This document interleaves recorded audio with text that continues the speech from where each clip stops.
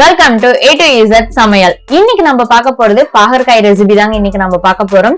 இன்னைக்கு நம்ம கசப்பே இல்லாம இந்த பாகற்காயில கார வறுவல் எப்படி செய்யறதுன்னு பார்க்கலாங்க. இது சாப்பாட்டுக்கு ஒரு நல்ல சைடிஷா இருக்கும். கசப்பே தெரியாதுங்க. அந்த அளவுக்கு இந்த பாகற்காய் கார வறுவல் நம்ம ரெடி பண்ணலாம். நான் ஆல்ரெடி பாகற்காயில பாகற்காய் சிப்ஸ் ஒரு வீடியோ நான் ஆல்ரெடி போட்டிருக்கேன். சோ அந்த வீடியோட லிங்க் நான் ஐ பட்டன்ல தரேன். போய் அதையும் செக் பண்ணி பாருங்க. அதே மாதிரி இதனுடைய பயன்கள் பற்றியும் ஒரு வீடியோ போட்டிருக்கேன். அதையும் பாருங்க. பாகற்காய் நம்ம உடம்புக்கு ரொம்பவே நல்லதுங்க. இன்னைக்கு இந்த பாகற்காயில கார வறுவல் எப்படி செய்யறதுன்னு பார்க்கலாம். இப்ப வாங்க நம்ம வீடியோக்குள்ள போகலாம். இப்ப பாருங்க, நான் பாகற்காயை சின்ன சின்ன பீசஸா கட் பண்ணிருக்கேன். இன்னைக்கு நான் ஒரு 2 பாகற்காய் எடுத்திருக்கேங்க. இந்த மாதிரி சின்ன சின்ன பொரியல் போது நம்ம சின்ன சின்ன பீசஸா கட் பண்ணாதான் நல்லா இருக்கும். அதனால நான் சின்ன சின்ன பீசஸா நான் கட் பண்ணி எடுத்து வச்சிருக்கேங்க. உங்களுக்கு ரவுண்ட் ஷேப் வேணும்னா நீங்க ரவுண்ட் ஷேப்ல கூட கட் பண்ணிக்கலாம். இன்னைக்கு நான் ஒரு 2 பாகற்காய் எடுத்திருக்கேன். இதை எப்படி செய்யறதுன்னு பார்க்கலாம். இப்ப நான் ஒரு கடாய் வச்சிருக்கேங்க. இப்ப இந்த கடாய் நல்லா ஹீட் ஆனதுக்கு அப்புறம் இது கூட நம்ம ஆயில் ஆட் பண்ணிக்கலாங்க. இப்ப பாருங்க, கடாய் நல்லா ஹீட் ஆயிடுச்சு. இப்ப இது கூட நான் ஆயில் ஆட் பண்றேன். ஆயில் ஹீட் ஆகட்டும். அடுத்தது ஆயில் ஹீட் ஆயிடுச்சு. இப்ப இது கூட கொஞ்சமா கடுகு ஆட் பண்ணிருக்கேன். கடுகு பொரியட்டுங்க. கடுகு பொரிஞ்சதுக்கு அப்புறம் நாம இது கூட அடுத்தது ஆட் பண்ணிக்கலாம்.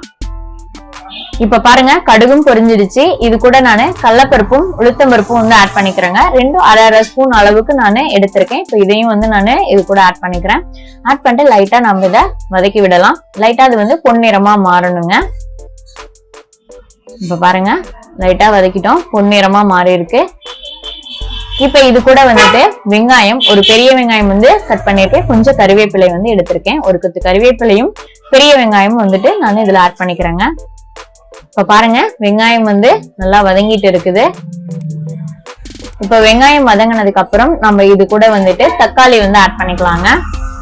இப்ப பாருங்க, வெங்காயம் லைட்டா பொன்னிறமா மாறி இருக்கு. இப்ப இந்த ஸ்டேஜ்ல இது கூட நானு ஒரு தக்காளி பழம் ஆட் பண்ணிக்கிறேன். நல்லா பழுத்த பழம், அதனால நானு ஒரு பழம் தக்காளி பழம் ஆட் பண்ணிக்கிறேங்க.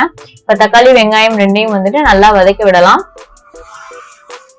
நல்லா இது வதங்கணும். தக்காளி நல்லா அந்த வெங்காயத்தோட மிக்ஸ் ஆகி நல்லா வதங்கணுங்க. இப்ப பாருங்க, இப்ப தக்காளியும் வெங்காயம் நல்லா ஒன்னோட ஒண்ணு மிக்ஸ் ஆகி நல்லா வதங்கி இருக்கு. இப்ப இந்த ஸ்டேஜ்ல இது கூட நானு பாகற்காய் ஆட் பண்ணிக்கிறேங்க. பாகற்காய் ஆட் பண்ணிட்டு நல்லா ஒன்னோட ஒண்ணு நல்லா மிக்ஸ் பண்ணி விடலாம். இந்த எண்ணெயிலேயே பாகற்காய் ஒரு 2 மினிட்ஸ் அதான் அதனுடைய டேஸ்ட் நல்லா இருக்குங்க. அதனால எடுத்தோன்னு பாகற்காய் நம்ம இது கூட போட்டுக்கலாம். போட்டுட்டு லைட்டா நம்ம நல்லா வதக்கிட்டு இருக்கிறோம். இப்ப பாகற்காய் வெங்காயம் தக்காளி நல்லா வதக்கி இருக்கோங்க. இப்ப இதுக்கு அடுத்தது இது கூட பாத்தீங்க அப்படின்னா மசாலா ஐட்டம் ஆட் பண்ணிக்கலாம். நான் அரை ஸ்பூன் அளவுக்கு கொத்தமல்லி ஆட் பண்ணிக்கிறேங்க. கொத்தமல்லி தூள் அரை ஸ்பூன் அளவு ஆட் பண்ணிக்கிறேன். அடுத்தது பாத்தீங்க அப்படின்னா 1 ஸ்பூன் அளவுக்கு சாம்பார் தூள் ஆட் பண்ணிக்கிறேங்க. இந்த இதுக்கு சாம்பார் தூள் போட்டா ரொம்பவே டேஸ்ட் நல்லா இருக்கும். டேஸ்ட் எடுத்து கொடுக்கும். அதுக்காக தான். அடுத்தது இதுக்கு தேவையான அளவுக்கு உப்பு ஆட் பண்ணி இருக்கிறேன். நான் வரமிளகாய் தூள் வேற எதுவுமே ஆட் பண்ணலைங்க. இது கூட சாம்பார் தூளும் கொத்தமல்லி தூளும் ஆட் பண்ணிருக்கிறேன். சோ சாப்பாட்டுக்கு இது சாப்பிடும் போது ரொம்பவே நல்லா இருக்கும். ரொம்பவும் டேஸ்டா இருக்குங்க. இந்த கொத்தமல்லி தூளும் சாம்பார் தூளும் நம்ம போடும் போது நீங்க காரம் வேணும் அப்படின்னா சாம்பார் தூள் இன்னும் கொஞ்சம் அதிகமா கூட போட்டுக்கலாம். அந்த காரம் அதிகமாகும் போது என்னன்னா நமக்கு அந்த கசப்பு தெரியும். அதே மாதிரி இந்த மாதிரி நீங்க செஞ்சு பாத்தீங்கன்னா உங்களுக்கு கசப்பு பாகற்காயில மோஸ்ட்லி தெரியவே தெரியாதுங்க. அந்த அளவுக்கு நல்லா இருக்கும். இப்ப இந்த பாகற்காய் குக் ஆகணும். அதுக்காக நான் இது கூட கொஞ்சமா வாட்டர் இது கூட நான் ஆட் பண்ணிக்கிறேங்க. ரொம்ப அதிகமா நம்ம ஆட் பண்ண வேணாம். கொஞ்சமா நம்ம தண்ணி இந்த காய் ஓரளவுக்கு மூழ்கிற அளவுக்கு இருந்துச்சு அப்படின்னா போதும். இப்ப பாருங்க, இந்த காய் மூழ்கிற அளவுக்கு நானு வாட்டர் ஆட் பண்ணி இருக்கிறேன்.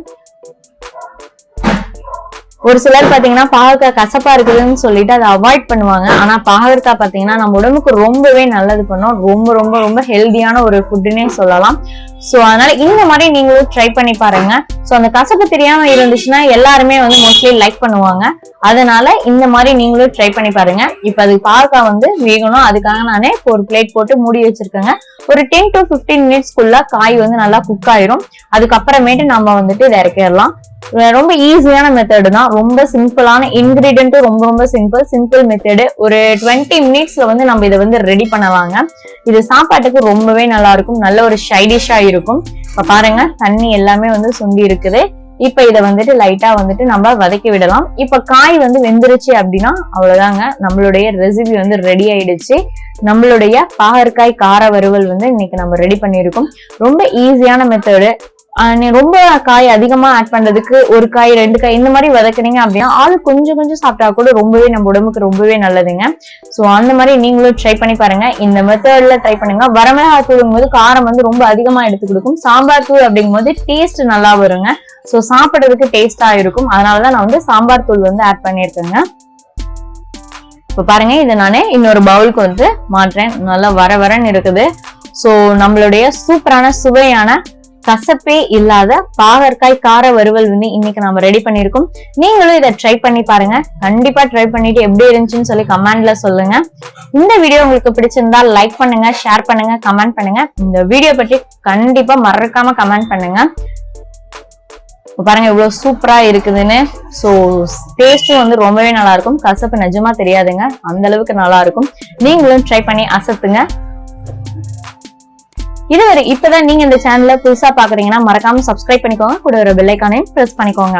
மேலும் ஒரு வீடியோடன் சந்திக்கிறேன். இது வரைக்கும் வீடியோ பார்த்ததற்கு நன்றி.